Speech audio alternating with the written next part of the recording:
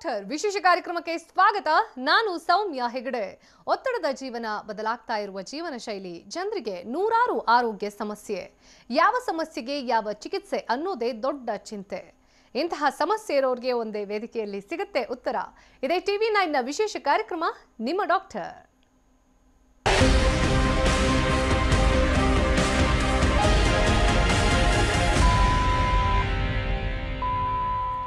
ಚರ್ಮರೋಗಕ್ಕೆ ಗುರಿಯಾದ್ರೆ ಆತ್ಮವಿಶ್ವಾಸ ಕಡಿಮೆಯಾಗುತ್ತೆ, ಕೀಳರಿಮೆ ಮನೋಭಾವನೆ ಹೆಚ್ಚಾಗುತ್ತೆ. ಈ ಎರಡನ್ನು ಹೆಚ್ಚು ಮಾಡುವ ಚರ್ಮರೋಗ ಅಂತಂದ್ರೆ ಅದು ಸೋರಿಯಾಸಿಸ್. ಈ ಚರ್ಮರೋಗವನ್ನ ಬಹಳಷ್ಟು ಜನರು ಸಾಧಾರಣ ಅಂತ ಭಾವಿಸ್ತಾರೆ. ಆದರೆ ಇದು ಸಾಧಾರಣ ರೋಗವಲ್ಲ, ರೋಗ ನಿರೋಧಕ ಶಕ್ತಿ ಕುಂದುವಿಕೆಯ ಸೂಚಕ. ಇದೊಂದು ಎಚ್ಚರಿಕೆಯ ಗಂಟೆ ಕೂಡ ಹೌದು. ಸೋರಿಯಾಸಿಸ್ ಮಾರಣಾಂತಿಕ ಅಲ್ಲ, ಆದರೆ ದೀರ್ಘಕಾಲಿಕವಾಗಿ ಕಾಡುವ ರೋಗ. ಚರ್ಮದ ಮೇಲೆ ತುರಿಕೆಯಿಂದ ಕೂಡಿದ ಕೆಂಪು ಬಣ್ಣದ ಗುಳ್ಳೆಗಳು ಕಾಣಿಸಿಕೊಳ್ಳುತ್ತವೆ. ತಲೆ, ಮೊಣಕೈ, ಅಂಗೈ, ಪಾದ ಹಾಗೂ ಹೊಟ್ಟೆ ಮೇಲ್ಭಾಗದ ಚರ್ಮದ ಮೇಲೆ ಸೋರಿಯಾಸಿಸ್ ಕಾಣಿಸಿಕೊಳ್ಳುತ್ತೆ. ಸೋರಿಯಾಸಿಸ್ ಚರ್ಮರೋಗಿಗಳು ಭಯಪಡುವಂತಹ ಅವಶ್ಯಕತೆ ಇಲ್ಲ. ಜೊತೆಗೆ ಈ ಕಾಯಿಲೆ ಬರದೇ ಇರೋ ರೀತಿಯಲ್ಲಿ ತಡೆಯೋಕೆ ಅನೇಕ ಮಾರ್ಗಗಳಿವೆ. ಅಷ್ಟಕ್ಕೂ ಸೋರಿಯಾಸಿಸ್ ಚರ್ಮರೋಗಕ್ಕೆ ಕಾರಣ ಏನು, ಇದಕ್ಕೆ ಹೋಮಿಯೋಪತಿಯಲ್ಲಿರುವಂತಹ ಶಾಶ್ವತ ಪರಿಹಾರ ಏನು ಅನ್ನೋದನ್ನ ಹೋಮಿಯೋಕೇರ್ ಇಂಟರ್ನ್ಯಾಷನಲ್ನ ವೈದ್ಯರಾದ ಆನಂದ್ ಅವರು ಇವತ್ತಿನ ನಿಮ್ಮ ಡಾಕ್ಟರ್ ವಿಶೇಷ ಕಾರ್ಯಕ್ರಮದಲ್ಲಿ ಸಂಪೂರ್ಣವಾಗಿ ಮಾಹಿತಿಯನ್ನ ತಿಳಿಸಿಕೊಡಲಿದ್ದಾರೆ. ಬನ್ನಿ ಕಾರ್ಯಕ್ರಮಕ್ಕೆ ಅವರನ್ನ ಸ್ವಾಗತಿಸೋಣ. Hello doctor, welcome to the show. ನಮಸ್ಕಾರ. ಇನ್ನು ನೀವು ಸಹ ಕಾರ್ಯಕ್ರಮದಲ್ಲಿ ನೇರವಾಗಿ ಪಾಲ್ಗೊಳ್ಳಬಹುದು. ಸೋರಿಯಾಸಿಸ್ಗೆ ಸಂಬಂಧಪಟ್ಟ ಹಾಗೆ ಸಮಸ್ಯೆಗಳನ್ನ ನೀವು ಎದುರಿಸ್ತಾ ಇದ್ದೀರಾ ಅಂತಾದಲ್ಲಿ ವೈದ್ಯರ ಜೊತೆ ನೇರವಾಗಿ ಮಾತುಕತೆಯನ್ನ ನಡೆಸಬಹುದು. ನಿಮ್ಮ ಸಮಸ್ಯೆಗಳಿಗೆ ಪರಿಹಾರವನ್ನ ಕಂಡುಕೊಳ್ಳಬಹುದು. ಸ್ಕ್ರೀನ್ ಮೇಲೆ ಡಿಸ್ಪ್ಲೇ ಆಗ್ತಾ ಇರುವಂತಹ ನಂಬರ್ಸ್ಗೆ ಕರೆ ಮಾಡಿ ಡಾಕ್ಟರ್ ಜೊತೆ ನೇರವಾಗಿ ಮಾತುಕತೆಯನ್ನ ನಡೆಸಬಹುದಾಗಿದೆ. ಎಸ್ ಡಾಕ್ಟರ್ ಆನಂದ್, ನಾವು ಅದೆಷ್ಟೇ ಹೇಳಬಹುದು ಆಂತರಿಕ ಸೌಂದರ್ಯ ಅನ್ನೋದು ಇಂಪಾರ್ಟೆಂಟು ಬಾಹ್ಯ ಸೌಂದರ್ಯಕ್ಕಿಂತ ಅಂತ. ಬಟ್ ಮುಖ ನೋಡಿ ಮಣೆ ಹಾಕು ಅನ್ನುವಂಥ ಒಂದು ಮಾತೇ ಇದೆ. ಸೊ ಹಾಗಿರುವಾಗ ಈ ಸೋರಿಯಾಸಿಸ್ ರಿಲೇಟೆಡ್ ಚರ್ಮರೋಗ ಇರಬಹುದು ಅಥವಾ ವಿಟಿಲಿಗೋಗೆ ಸಂಬಂಧಪಟ್ಟಂಥ ಚರ್ಮರೋಗ ಇರಬಹುದು, ಮೊದಲನೇದಾಗಿ ನಾವು ಡಯಾಗ್ನೋಸ್ ಮಾಡಬೇಕಾಗಿರೋದು ಅವರ ಮಾನಸಿಕ ಸ್ಥಿತಿಗತಿಯನ್ನು. ಯಾಕೆ ಅಂತಂದರೆ ಅವರಿಗೆ ಸೋಷಿಯಲಿ ಕನೆಕ್ಟ್ ಆಗೋಕ್ಕೆ ಸಮಸ್ಯೆ ಆಗ್ತಾ ಇರುತ್ತೆ, ಫ್ಯಾಮಿಲಿಯಲ್ಲೂ ಕೂಡ ಒಂದು ರೀತಿಯಲ್ಲಿ ಹಿಂಜರಿಕೆಯ ಸಮಸ್ಯೆ ಅನ್ನೋದು ಉಂಟಾಗುತ್ತೆ. ಹಾಗಾಗಿ ಅದ್ರ ಬಗ್ಗೆ ಮೊದಲನೇದಾಗಿ ಹೇಳೋದಾದರೆ ಡಾಕ್ಟರ್.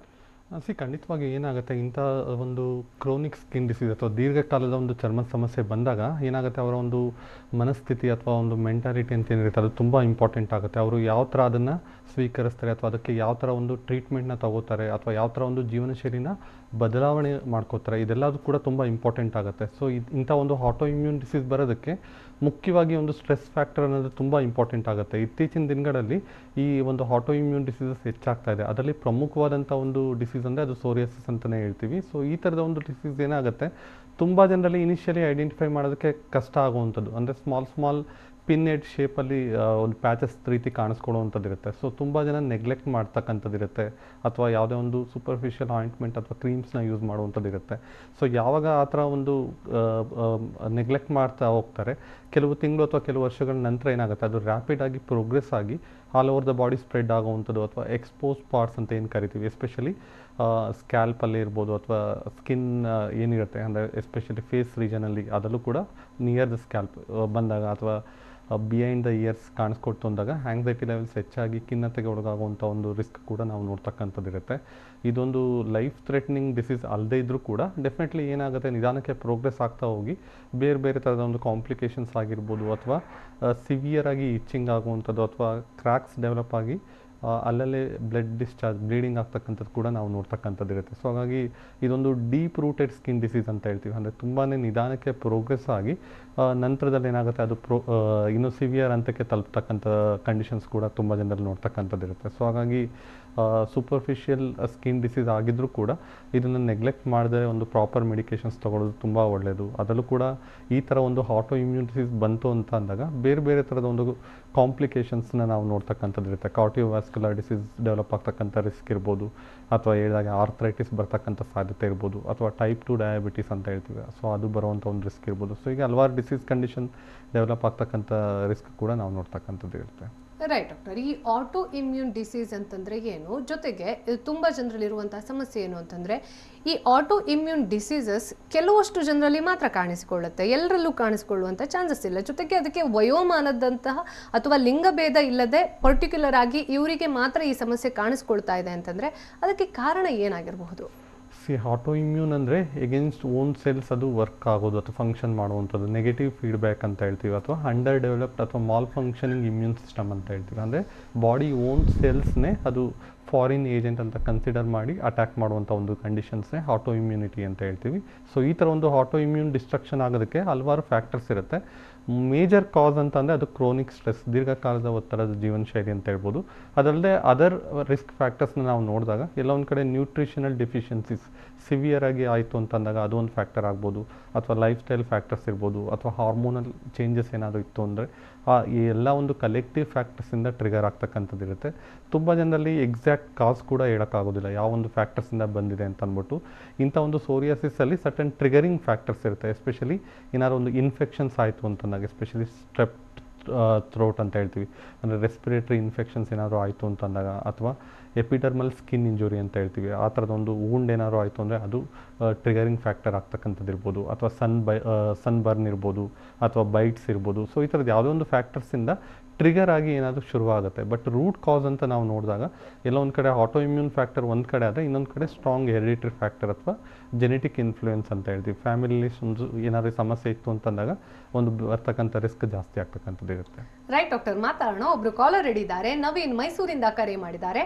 ನವೀನ್ ಅವರೇ, ನಿಮ್ಮ ಆರೋಗ್ಯ ಸಮಸ್ಯೆ ಏನಿದೆ ಅಂತ ಹೇಳಬಹುದು, ಡಾಕ್ಟರ್ ಇದ್ದಾರೆ. Hello sir. ಹಲೋ ಸರ್, ನನಗೆ ಇವಾಗ ಕೂದಲು ಉದುರ್ತಾ ಇದೆ ಸರ್, ಏನಂತ ಗೊತ್ತಾಗ್ತಿಲ್ಲ ಸರ್. ಯಾವಾಗಿಂದ ಇದೆ ಸಮಸ್ಯೆ? ನನಗೆ ಇವತ್ತು 30 ಏಜು. ಓಕೆ. ನಾನು ಊರಲ್ಲಿದ್ದಾಗ ಚೆನ್ನಾಗಿತ್ತು. ನಾನು ಬ್ಯಾಂಗ್ಳೂರಿಗೆ ಹೋಗಿದೆ, ಒಂದು ಸ್ವಲ್ಪ ದಿನ ಆಯಿತು, 2-3 ವರ್ಷ ಆಯಿತು. ಅವಾಗಿಂದ ಕೂದಲು ಉದುರೋಕೆ ಸ್ಟಾರ್ಟ್ ಆಗಿದೆ ಸರ್. ಓಕೆ. ಫುಲ್ ಏನು ಉದ್ರಿಲ್ಲ, ಸ್ವಲ್ಪ ಸ್ವಲ್ಪ ಇದೆ ಕೂದಲು. ಓಕೆ. ಡ್ಯಾಂಡ್ರಫ್ ಏನಾದ್ರು ಇದೆಯಾ? ಡ್ಯಾಂಡ್ರಫ್ ಏನಿಲ್ಲ ಸರ್, ನಾರ್ಮಲ್ ಆಗೇ ಇದೆ. ಓಕೆ. ಬೇರೆ ಶಾಂಪೇನ್ ಯೂಸ್ ಮಾಡಲ್ಲ ಸರ್ ನಾನು. ಓಕೆ. ಬೇರೆ ಹೆಲ್ತ್ ಇಶ್ಯೂ ಏನಾದ್ರು ಇದೆಯಾ?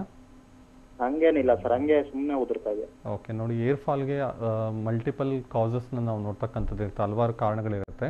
ಕಾಮನ್ ಕಾಸ್ ಅಂತ ಬಂದಾಗ ಈಗ ವಾಟರ್ ಚೇಂಜ್ ಆದಾಗ, ಅಥವಾ ಹೇಳಿದ ಪ್ರೋಟೀನ್ ಡಿಫಿಷಿಯನ್ಸಿ ಏನಾದ್ರು ಇತ್ತು, ಅಥವಾ ಅನಿಮಿಯಾ ಅಂತ ಹೇಳ್ತೀವಿ, ಹಿಮೋಗ್ಲೋಬಿನ್ ಕಡಿಮೆ ಏನಾದ್ರು ಆಯಿತು ಅಂತ ಅಂದಾಗ, ಅಥವಾ ಕಾಮನ್ ಕಾಸ್ ಇತ್ತೀಚಿನ ದಿನಗಳಲ್ಲಿ ಥೈರಾಯ್ಡ್ ಇಶ್ಯೂ ಏನಾದ್ರು ಇತ್ತು ಅಂತಂದಾಗಲೂ ಕೂಡ ಆಗ್ತಕ್ಕಂಥದ್ದು ಇರುತ್ತೆ. ಸೊ ನಿಮ್ಮಲ್ಲಿ ಯಾವ ಫ್ಯಾಕ್ಟರ್ಸಿಂದ ಈ ಏರ್ ಫಾಲ್ ಆಗ್ತಾ ಇದೆ ನೋಡಿ ಅದಕ್ಕೆ ಒಂದು ಪ್ರಾಪರ್ ಟ್ರೀಟ್ಮೆಂಟ್ ತೊಗೋಬೇಕಾಗತ್ತೆ. ಸೊ ಆಗ ನಿಮಗೆ ಅದು ಏರ್ ಫಾಲ್ ಆಗ್ತಿರೋದು ಕಂಟ್ರೋಲ್ ಆಗುತ್ತೆ. ಜೊತೆಗೆ ಏರ್ ಗ್ರೋತ್ ಆಗ್ತಾ ಇಲ್ಲ ಅಥವಾ ಏರ್ ಥಿನ್ನಿಂಗ್ ಏನಾದ್ರು ಆಗ್ತಾ ಇದೆ ಅಂದರೆ ಅದು ಕೂಡ ಸರಿ ಆಗ್ತಕ್ಕಂಥದ್ದು ಇರುತ್ತೆ. ಥ್ಯಾಂಕ್ ಯು ನವೀನ್ ಅವರೇ ಕರೆ ಮಾಡೋದಕ್ಕಾಗಿ. ಡಾಕ್ಟರ್, ಇನ್ನು ಆರೋಗ್ಯ ಸಮಸ್ಯೆಗಳು ಯಾವುದೇ ಆಗಿರಲಿ, ನಾವು ಯಾವ ಹಂತದಲ್ಲಿ ಅದನ್ನು ಗುರುತಿಸ್ತೀವಿ, ಯಾವ ಹಂತದಲ್ಲಿ ಡಾಕ್ಟರ್ ಹತ್ರ ಹೋಗ್ತೀವಿ ಅನ್ನೋದು ಇಂಪಾರ್ಟೆಂಟ್ ಆಗುತ್ತೆ.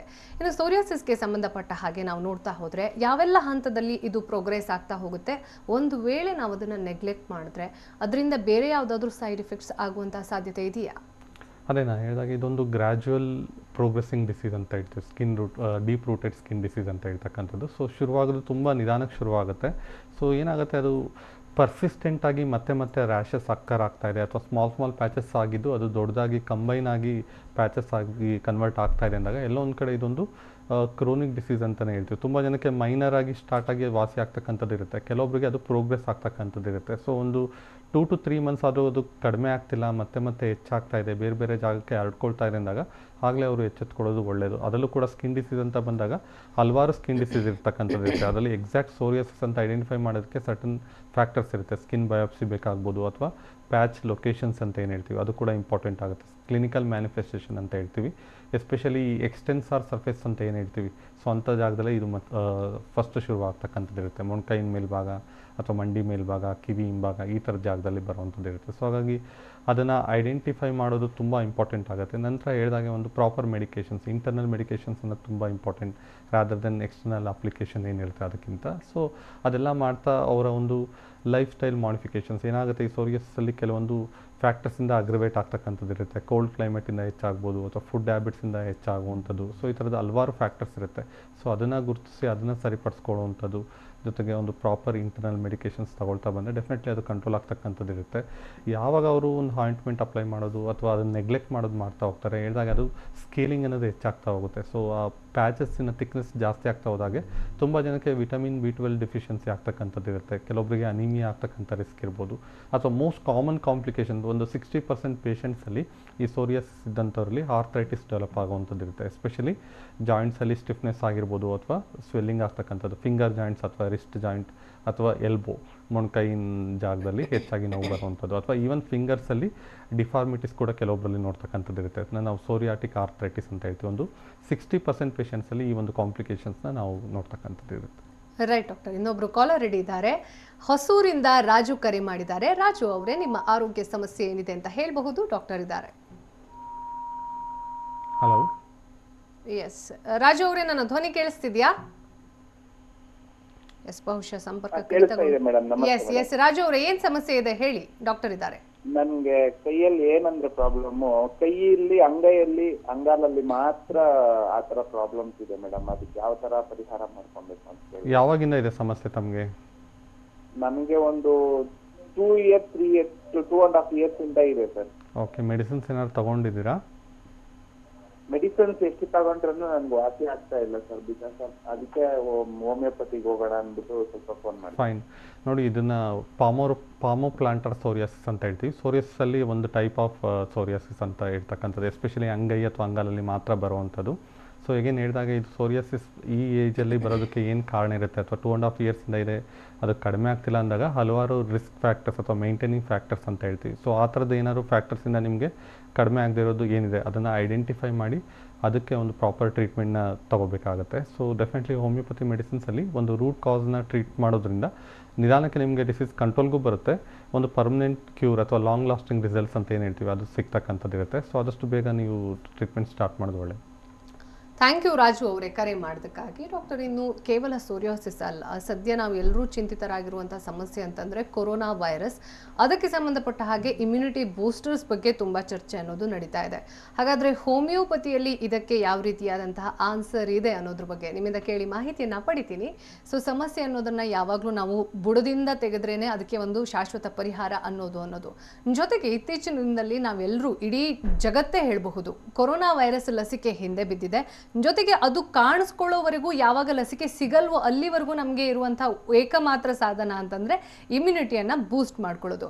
ಹಾಗಾದ್ರೆ ಹೋಮಿಯೋಪತಿಯಲ್ಲಿ ಈ ಇಮ್ಯುನಿಟಿ ಬೂಸ್ಟರ್ಸ್ ರಿಲೇಟೆಡ್ ಯಾವ ರೀತಿಯಾದಂತಹ ಒಂದು ಪರಿಣಾಮ ಅನ್ನೋದು ಸಿಗುತ್ತೆ ಅಂತ ನಾವು ಎಕ್ಸ್ಪೆಕ್ಟ್ ಮಾಡಬಹುದು? ಡೆಫಿನೆಟ್ಲಿ ಈಗ ಯಾವುದೇ ಒಂದು ಇನ್ಫೆಕ್ಷನ್ಸ್ ಬರೋದಕ್ಕೆ ಮುಖ್ಯವಾಗಿ ಈ ಇಮ್ಯೂನ್ ಸಿಸ್ಟಮ್ ವೀಕ್ ಆದಾಗ ಅಥವಾ ಅದು ಫಂಕ್ಷನಿಂಗಲ್ಲಿ ವ್ಯತ್ಯಾಸ ಆದಾಗಲೇ ಬರ್ತಕ್ಕಂಥದ್ದು ಇರುತ್ತೆ. ಅಂದರೆ ಆ ಒಂದು ಇನ್ಫೆಕ್ಷನ್ ಕ್ಯಾಚ್ ಆಗೋದಕ್ಕೆ ಆ ಒಂದು ಇಮ್ಯೂನ್ ಸಿಸ್ಟಮ್ ವೀಕ್ ಆಗೋದೇ ಮುಖ್ಯ ಕಾರಣ ಅಂತ ಹೇಳ್ಬೋದು. ಸೊ ಹಾಗಾಗಿ ಆ ಇಮ್ಯೂನ್ ಸಿಸ್ಟಮ್ನ ಸ್ಟ್ರೆಂಥನ್ ಮಾಡೋದು ತುಂಬ ಇಂಪಾರ್ಟೆಂಟ್ ಆಗುತ್ತೆ, ಇಮ್ಯೂನ್ ಬೂಸ್ಟಿಂಗ್ ಮಾಡುವಂಥದ್ದೇ ಆಗಿರ್ಬೋದು. ಸೊ ಹೋಮಿಯೋಪತಿ ಮೆಡಿಸಿನ್ಸ್ ಇದೇ ರೀತಿಯಾಗಿ ಕಾರ್ಯನಿರ್ವಹಿಸ್ತಕ್ಕಂಥದ್ದು ಇರುತ್ತೆ. ಅಂದರೆ ಪ್ರತಿಯೊಂದು ಔಷಧಿಯಲ್ಲೂ ಕೂಡ ಒಂದು ರೋಗ ನಿರೋಧಕ ಶಕ್ತಿನ ಇಂಪ್ರೂವ್ ಮಾಡೋ ಥರ ಇರ್ಬೋದು. ಜೊತೆಗೆ ಈ ಥರ ಒಂದು ಪ್ಯಾಂಡೆಮಿಕ್ ಸಿಚುವೇಷನಲ್ಲಿ ಸರ್ಟನ್ ಸ್ಪೆಸಿಫಿಕ್ ಮೆಡಿಕೇಷನ್ಸ್ ಕೂಡ ಇರುತ್ತೆ, ಎಸ್ಪೆಷಲಿ ಈ ಥರ ಒಂದು ಡಿಸೀಸ್ನ ಕಂಟ್ರೋಲ್ ಮಾಡೋದಕ್ಕೆ ಅಥವಾ ಇಮ್ಯೂನ್ ಸಿಸ್ಟಮ್ನ ಸ್ಟ್ರೆಂಥನ್ ಮಾಡೋದಕ್ಕೆ.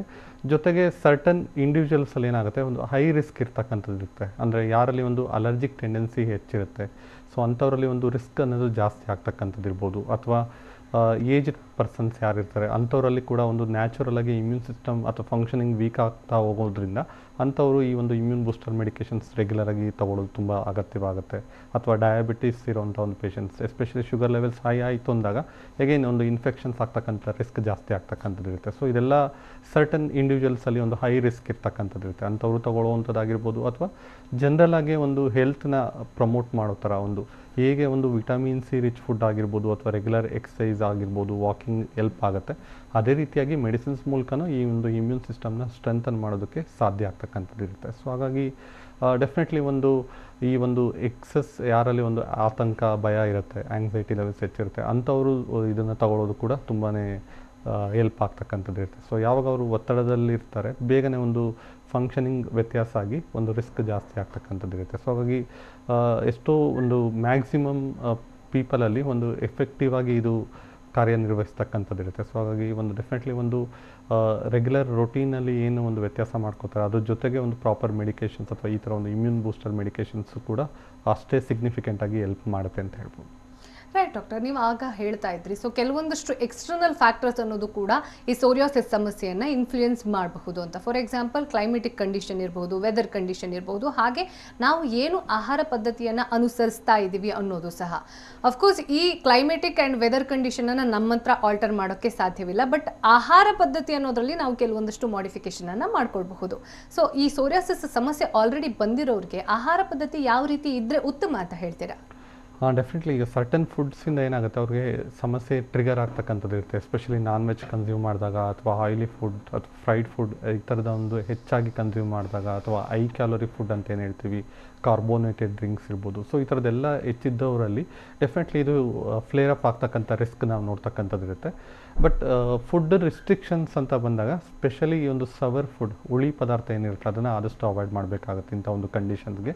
ಆ್ಯಂಡ್ ಇನ್ ಜನರಲ್ ಆಗಿ ಹೇಳೋದಾದರೆ ಈ ಒಂದು ಅಡಲ್ಟ್ರೇಟೆಡ್ ಅಥವಾ ಪ್ರೊಸೆಸ್ಡ್ ಫುಡ್ ಅಂತ ಏನು ಹೇಳ್ತೀವಿ ಅದನ್ನು ಆದಷ್ಟು ಲಿಮಿಟ್ ಮಾಡುವಂಥದ್ದು. ಜೊತೆಗೆ ಹ್ಯಾಬಿಟ್ಸ್ ಏನಾದ್ರು ಇತ್ತು, ಸ್ಮೋಕಿಂಗ್ ಅಥವಾ ಆಲ್ಕೋಹಾಲ್ ಕನ್ಸಂಪ್ಷನ್ ಏನಾದ್ರು ಇತ್ತು ಅಂದರೆ ಅದನ್ನು ಆದಷ್ಟು ಕಂಪ್ಲೀಟಾಗಿ ನಿಲ್ಲಿಸುವಂಥದ್ದು ತುಂಬ ಇಂಪಾರ್ಟೆಂಟ್ ಆಗುತ್ತೆ. ಇದೆಲ್ಲರ ಜೊತೆಗೆ ನಾನು ಹೇಳಿದಾಗೆ ಕೆಲವೊಬ್ಬರಲ್ಲಿ ಸರ್ಟನ್ ರಿಸ್ಕ್ ಫ್ಯಾಕ್ಟರ್ಸ್ ಇರುತ್ತೆ. ಎಸ್ಪೆಷಲಿ ಸ್ಟ್ರೆಸ್ ಏನಾದ್ರು ಇತ್ತು ಅಂದರೆ ಅದನ್ನು ಸರಿಯಾಗಿ ಮ್ಯಾನೇಜ್ ಮಾಡಬೇಕಾಗತ್ತೆ. ಅಥವಾ ಅವರ ಒಂದು ರೊಟೀನ್ ಲೈಫ್ ಏನಿರುತ್ತೆ ಅದು ಸರಿಯಾಗಿಲ್ಲ, ತುಂಬ ಇರೆಗ್ಯುಲರ್ ಫುಡ್ ಹ್ಯಾಬಿಟ್ಸ್ ಇರ್ಬೋದು, ಅಥವಾ ಸ್ಲೀಪ್ ಪ್ಯಾಟ್ರನ್ ಸರಿಯಾಗಿಲ್ಲ. ಸೊ ಈ ಥರದ್ದೆಲ್ಲ ಇತ್ತು ಅಂದಾಗ ಅದನ್ನು ಸರಿಪಡಿಸ್ಕೊಳ್ಳುವಂಥದ್ದೇ ಆಗಿರ್ಬೋದು. ಸೊ ಇದೆಲ್ಲ ಒಂದು ಮೈನರ್ ಕರೆಕ್ಷನ್ಸ್ ಏನಿರುತ್ತೆ ಅವರ ಲೈಫ್ ಸ್ಟೈಲಲ್ಲಿ ಅದು ಮಾಡ್ಕೊಂಡಾಗ ಡೆಫಿನೆಟ್ಲಿ ಈ ಒಂದು ಸಿಗ್ನಿಫಿಕೆಂಟಾಗಿ ಒಂದು ಸಮಸ್ಯೆನ ಕಂಟ್ರೋಲಿಗೆ ತರೋದಕ್ಕೆ ಅನುಕೂಲ ಆಗುತ್ತೆ. ಜೊತೆಗೆ ಡ್ರೆಸ್ಸಲ್ಲೂ ಕೂಡ ತುಂಬ ಇಂಪಾರ್ಟೆಂಟ್ ಆಗುತ್ತೆ. ಅವ್ರು ಸೆಲೆಕ್ಟ್ ಮಾಡುವಂಥ ಒಂದು ಡ್ರೆಸ್ ಇರ್ಬೋದು, ಅಥವಾ ಸ್ಕಿನ್ ಏನಿರುತ್ತೆ ಡ್ರೈ ಆಗಿರುತ್ತೆ ಅದನ್ನು ಮಾಯ್ಸ್ಟ್ ಆಗಿ ಇಟ್ಕೊಳ್ಬೇಕಾಗತ್ತೆ. ಸೊ ಇದೆಲ್ಲದೂ ಕೂಡ ತುಂಬ ಒಂದು ಮಿನಿಮಮ್ ಎಸೆನ್ಷಿಯಲ್ ಫ್ಯಾಕ್ಟರ್ಸ್ ಅಂತ ಹೇಳ್ಬೋದು. ರೈಟ್ ಡಾಕ್ಟರ್, ಇನ್ನು ಪ್ರತಿಯೊಬ್ಬರಿಗೂ ಸಹ ಅವ್ರದ್ದೇ ಆದಂಥ ಕೆಲವೊಂದಷ್ಟು ಮೆಡಿಕಲ್ ಪ್ರಾಕ್ಟೀಸನ್ನು ನಂಬಿರ್ತಾರೆ. ವೈ ಹೋಮಿಯೋಪತಿ, ಅದರಲ್ಲೂ ಸಹ ಹೋಮಿಯೋಕೇರ್ ಇಂಟರ್ನ್ಯಾಷನಲನ್ನೇ ನಾವು ಯಾಕೆ ಟ್ರಸ್ಟ್ ಮಾಡಬೇಕು ಅಂತ ಹೇಳ್ತೀರಾ? ಖಂಡಿತವಾಗಿ ಈಗ ಒಂದೊಂದು ಡಿಸೀಸ್ಗೂ ಒಂದೊಂದು ಕಾಸ್ ಅಂತ ಇರುತ್ತೆ. ಸೊ ಹೋಮಿಯೋಪತಿ ಮೆಡಿಸಿನ್ಸ್ ಏನಕ್ಕೆ ಅಂತಂದರೆ, ಸೊ ಪ್ರತಿಯೊಂದು ಮೈನರ್ ಡೀಟೇಲ್ಸ್ನ ಸ್ಟಡಿ ಮಾಡಿ ಒಂದು ಟ್ರೀಟ್ಮೆಂಟ್ ಕೊಡುವಂಥದ್ದು ಇರುತ್ತೆ. ಅದರಲ್ಲೂ ಕೂಡ ಹೋಮಿಯೋಕೇರ್ ಇಂಟರ್ನ್ಯಾಷನಲಲ್ಲಿ ಸ್ಪೆಷಲಿ ಈ ಒಂದು ಇಂಥ ಒಂದು ಡಿಸೀಸ್ಗೆ ಒಂದು ಕಾನ್ಸ್ಟಿಟ್ಯೂಷನಲ್ ಮೆಡಿಸಿನ್ಸ್ ಅಂತ ಹೇಳಿ ನಾವು ರೆಕಮೆಂಡ್ ಮಾಡ್ತೀವಿ. ಈ ಕಾನ್ಸ್ಟಿಟ್ಯೂಷನಲ್ ಮೆಡಿಸಿನ್ಸ್ ಅಂತ ಅಂದರೆ ಒಂದು ವ್ಯಕ್ತಿಯ ಒಂದು ಪರ್ಸನಾಲಿಟಿ ಇರ್ಬೋದು, ಅಥವಾ ರೂಟ್ ಕಾಸ್ ಏನಿದೆ, ಜೊತೆಗೆ ರೋಗದ ಲಕ್ಷಣಗಳು ಏನಿದೆ, ಸೊ ಎಲ್ಲ ಥರದ ಒಂದು ಮೈನರ್ ಡೀಟೇಲ್ಸ್ ಅನ್ನು ಸ್ಟಡಿ ಮಾಡಿ ಕೊಡುವಂಥ ಒಂದು ಮೆಡಿಸಿನ್ಸ್. ಸೊ ಇದರಿಂದ ಏನಾಗುತ್ತೆ, ಇಂಟರ್ನಲ್ಲಿ ಯಾವೆಲ್ಲ ಒಂದು ಫ್ಯಾಕ್ಟರ್ಸಿಂದ ಅದು ಟ್ರಿಗರ್ ಆಗ್ತಾ ಇದೆ. ಎಸ್ಪೆಷಲಿ ಸೋರಿಯಾಸಿಸಲ್ಲಿ ಏನಾಗುತ್ತೆ, ಒಂದು ಎಕ್ಸ್ಟರ್ನಲ್ಲಿ ಎಪಿಡರ್ಮಿಸ್ ಸೆಲ್ಸ್ ಅಂತ ಏನಿರುತ್ತೆ ಅದು ರ್ಯಾಪಿಡಾಗಿ ಸ್ಪ್ರೆಡ್ ಆಗೋದು ಅಥವಾ ಪ್ರೊಲಿಫರೇಟ್ ಆಗೋದ್ರಿಂದ ಬರುವಂಥದ್ದು ಇರುತ್ತೆ. ಸೊ ಅಂಥ ಒಂದು ಫ್ಯಾಕ್ಟರ್ನ ತಡೆಗಟ್ಟೋದು ಅಥವಾ ಅದನ್ನು ಸರಿಪಡಿಸುವಂಥದ್ದು, ಅಥವಾ ಆಟೋ ಇಮ್ಯೂನ್ ಅಂತ ಏನಾಗಿದೆ ಅದನ್ನು ಸರಿಪಡಿಸೋ ಥರ ಒಂದು ಮೆಡಿಸಿನ್ಸ್ ಕೊಡ್ತೀವಿ. ಅದನ್ನು ನಾವು ಡೀಪ್ ಆ್ಯಕ್ಟಿಂಗ್ ಆ್ಯಂಟಿಮ್ಯಾಸ್ಮೆಟಿಕ್ ಟ್ರೀಟ್ಮೆಂಟ್ ಮೂಲಕನೇ ಅದು ಸಾಧ್ಯ ಆಗ್ತಕ್ಕಂಥದ್ದು ಇರುತ್ತೆ. ಸೊ ಹಾಗಾಗಿ ಮತ್ತೆ ಮತ್ತೆ ಬರುವಂಥದ್ದು, ಅಥವಾ ಕಂಪ್ಲೀಟಾಗಿ ಒಂದು ಕಾಂಪ್ಲಿಕೇಶನ್ಸ್ ಅಂತಕ್ಕೆ ತಲುಪುವಂಥದ್ದು, ಅಥವಾ ಒಂದು ಆಟೋ ಇಮ್ಯೂನ್ ಡಿಸೀಸಿಂದ ಬೇರೆ ಆಟೋ ಇಮ್ಯೂನ್ ಡಿಸೀಸ್ ಡೆವಲಪ್ ಆಗ್ತಕ್ಕಂಥ ರಿಸ್ಕ್ ಇರ್ಬೋದು. ಸೊ ಇಂಥದ್ದೆಲ್ಲದನ್ನು ಪ್ರಿವೆಂಟ್ ಮಾಡೋದ್ರ ಜೊತೆಗೆ ಒಂದು ಪರ್ಮನೆಂಟ್ ಕ್ಯೂರ್ ಅನ್ನೋದು ಮೆಡಿಸಿನ್ಸ್ ಮೂಲಕನೇ ಸಾಧ್ಯ ಆಗುತ್ತೆ. ಸೊ ನಿಧಾನಕ್ಕೆ ಡಿಸೀಸ್ ಕಂಟ್ರೋಲಿಗೆ ಬಂದರೂ ಕೂಡ ಮುಂದಕ್ಕೆ ಯಾವುದೇ ಥರ ಪ್ರಾಬ್ಲಮ್ ಆಗದೇ ಇರೋವಂಥದ್ದು ಸಾಧ್ಯತೆಗಳು ಹೆಚ್ಚಾಗಿರುತ್ತೆ ಅಂತ ಹೇಳ್ಬೋದು. ರೈಟ್ ಡಾಕ್ಟರ್, ಇದು ಎಲ್ಲ ಫ್ಯಾಕ್ಟರ್ಸ್ ಜೊತೆಗೆ ಇನ್ನೊಂದು ಸಮಸ್ಯೆ ಏನು ಅಂತಂದರೆ, ನಾವೀಗ ಸೋರಿಯಾಸಿಸ್ ಬಂದ ತಕ್ಷಣ ಒಂದು ಅವರ ಮಾನಸಿಕ ಸ್ಥಿತಿಗತಿ ಅನ್ನೋದು ಕೂಡ ಸಮತೋಲನದಲ್ಲಿ ಇರೋದಿಲ್ಲ. ಅದ್ರ ಜೊತೆಗೆ ಒಂದು ರೀತಿಯಲ್ಲಿ ಸೋಷಿಯಲ್ ಸ್ಟಿಗ್ಮಾ ಅನ್ನೋದು ಸಹ ಕ್ರಿಯೇಟ್ ಆಗಿರುತ್ತೆ.